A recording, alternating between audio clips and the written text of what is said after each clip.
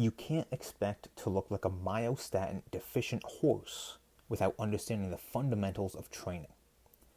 Can you train the triceps via a bicep curl? The average human says no. The average human is also small and weak. The correct answer is yes. Imagine you're standing, performing a dumbbell bicep curl. Now focus on the eccentric portion. What motion is being performed during the eccentric phase?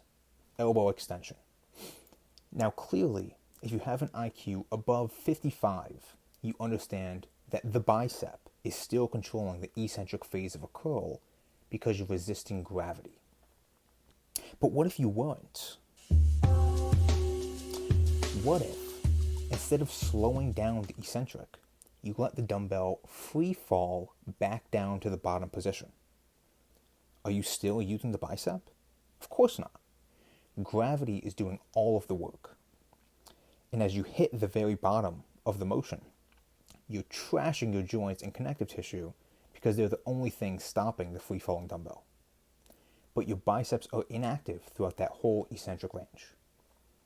Now what if, instead of letting the dumbbell free fall, you pushed the dumbbell towards the ground in conjunction with the force of gravity? In other words, you were accelerating the dumbbell towards the bottom position so that it gets there faster than the effect of gravity alone. Clearly, the tricep is what performs this motion. And this is how you milk out extra tricep gains. During the eccentric of every bicep curl you do, you push the weight down to the bottom position as fast as possible. This will absolutely blow up your triceps. It will also blow up your elbow joint, and you'll probably do severe damage to your bicep tendon. But no one ever said gains are going to be comfortable. This is the price of success. But if you have an IQ of 155, you might realize something else. Because that's really just a philosophical exercise of biomechanics. But there is a legitimate way to implement this theory into practice without decimating your joints and without stealing bicep gains. You can get the benefits of eccentric bicep training plus this extra tricep stimulus I just described. Here's what you do. At the top of the bicep curl, you maximally accelerate the dumbbell towards the ground, but you stop accelerating 1 to 2 inches shy of the bottom. And then, in that 1 to 2 inches, you maximally contract the bicep as hard as possible to slow the weight back down before you reach the end of the range of motion. So then the bicep is working extra hard at the bottom of the eccentric, which, number one, saves your joints, but number two, you're overloading the most stretched portion of the biceps range of motion.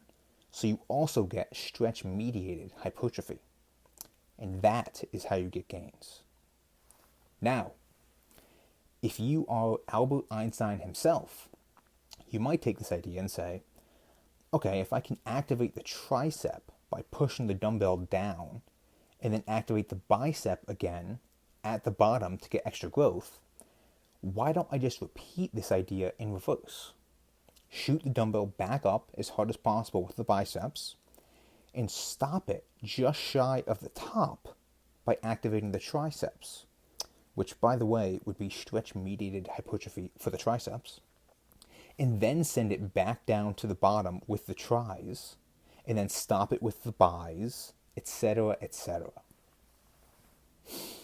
And once you ponder this idea for just a couple of seconds, you too will realize that shake weights are actually the most science-backed way to maximize your arm growth.